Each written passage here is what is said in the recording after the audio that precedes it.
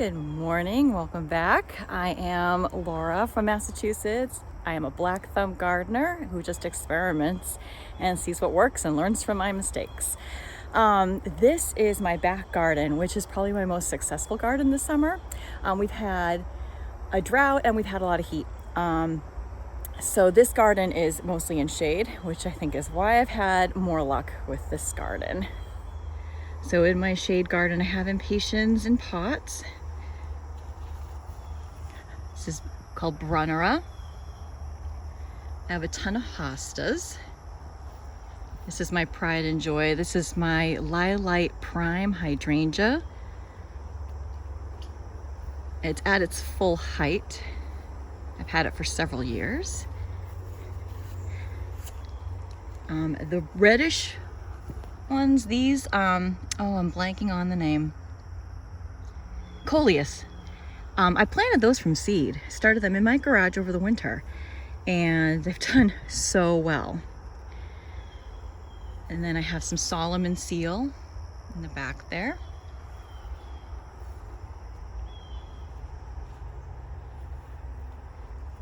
This is pulmonaria. It's also sometimes called lungwort.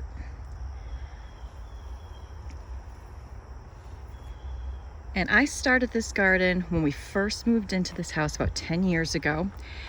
It was much smaller then. I just had like a row of hostas along the fence.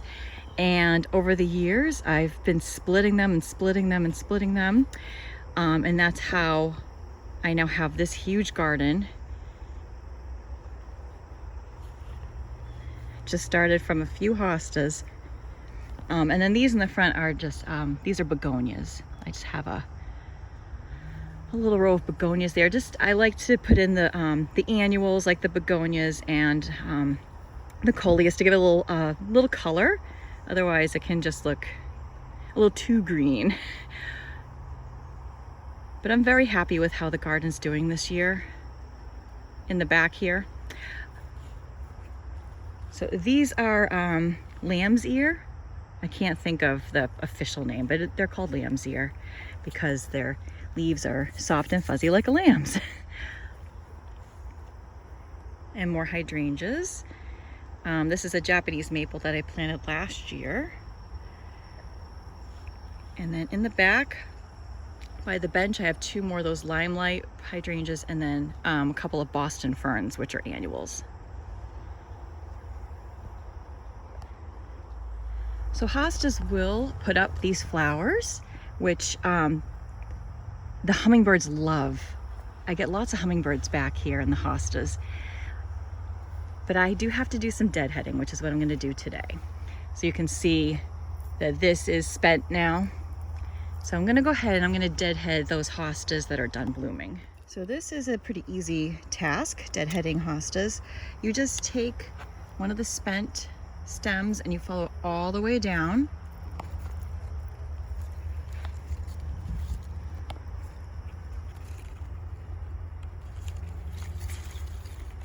And just snip it at the end. That's it.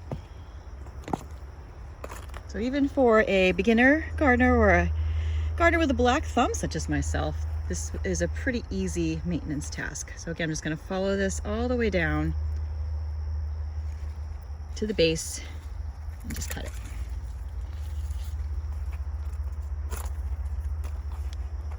All right, so that's that chore done. I've got it cleaned up pretty well. Oh, I just spotted something over there. I love having a lush garden, but sometimes the only problem is we get these guys who sneak in there and I don't notice them right away. I've also got to be careful. My dog likes to go back here, and many times I have stepped in poop. Right, that is a big fat weed. Grab that. Oh, goodness. Just toss it over the fence into the wetlands. I don't see any more. But that does happen. They do sneak up on me. I don't always spot them right away. But I think we're in the clear. So there you have it. Just went and cleaned them up. Looks so much better. And I'm happy I still have so many blooms because, like I said, I get hummingbirds back here a lot. And I always love to sit on my back deck and watch the hummingbirds come. And here is my somewhat sad side cottage garden. The drought has just done a number on it. I mean, you can see we have like no grass. It's not a complete failure, but I'm right by the woods, so we get a lot of animal damage, and then the drought did not help matters. But my roses are starting to make a comeback. So this is my Oh So Easy rose. They're a proven winners variety, and this one is the Italian Ice, I think it's called. And then over here, I don't remember what they're called. They're the red ones. I don't know. They're still the Oh So Easy roses. Really red, maybe? I don't remember. But what's great about the Oh So Easy variety of roses is that you don't have to deadhead them. I do from time to time just to make it look cleaner, but I don't have to. These roses will keep reblooming even if I don't touch them. So they're great for beginners or gardeners with a black thumb or gardeners who have limited time. Because you don't have to do as much maintenance with these. I have several other roses that do need maintenance. So this one here I deadheaded recently, and you can see when those leaves start to get reddish like that, that's how I know I'm going to get blooms. And you know, I'm not any kind of an expert, obviously. The name of my channel is Black Thumb Gardener, but I have noticed over the years that I've been gardening that when I get those reddish leaves, it tells me that the rose is getting ready to bloom. I don't know, like, scientifically why that is.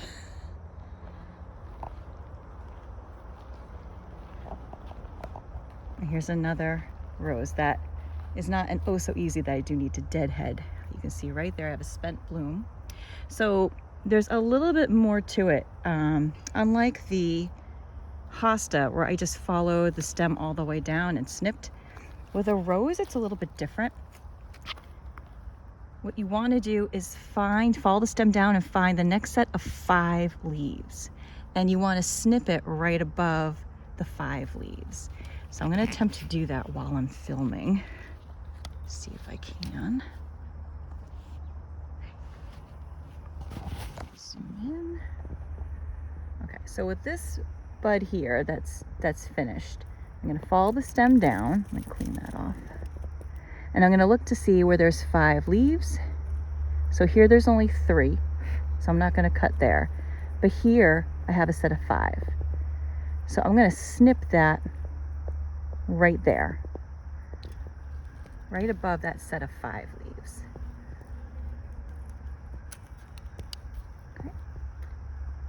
And sometimes I do have to follow it down further until I get to a set of 5 leaves. I know some gardeners who are not black thumb gardeners, who are like experts, they have a way of cutting it so that you can actually direct the rose to grow in the direction that you want it to. I really don't know about that. That's something I'm going to have to research for myself. But that's how I deadhead my roses. I just follow it down to the next set of 5 leaves and snip it there. Oh, I love it. This is my David Austin climbing rose that I had to deadhead a few weeks ago, and it is blooming up, budding up, blooming like crazy. Look at all those buds. Oh, it's gonna be glorious when they all open. And again, you can see the leaves are like changing color, getting that like reddish look. So I know that I'm gonna get more blooms there as well. So exciting. I'm in my vegetable garden now, which I've had mixed results again with the drought. I got some lettuce, and I got a handful of strawberries earlier in June, and that's about it. So I do mix in nasturtiums and marigolds with my vegetables and my berries. And then I also have a pollinator bed. This doesn't have any food in it. It's just flowers to bring in pollinators. And I have dahlias. And these in the middle, these are zinnias. nasturtium, snapdragons, which are not blooming right at the moment. And I also had some extra supertunias, so I just popped those in. But everything else, other than the supertunias that I bought at the store, everything else in here, I started from seed in my garage. So one last chore that I have today is I want to deadhead zinnias because they will keep blooming, making new blooms if I keep deadheading. So zinnias are very easy to grow. I start them from seed every year and I have good luck with them every year. They're super easy to grow. They're super easy to maintain. So what I do, here's a spent bloom. I'm just going to follow that down to the next set of leaves and snip. That's it. Very easy. I'm in my vegetable garden now, which I've had mixed results again with the drought. I got some lettuce and I got a handful of strawberries earlier in June, and that's about it. So I do mix in nasturtiums and marigolds with my vegetables and my berries. And then I also have a pollinator bed. This doesn't have any food in it. It's just flowers to bring in pollinators. And I have dahlias.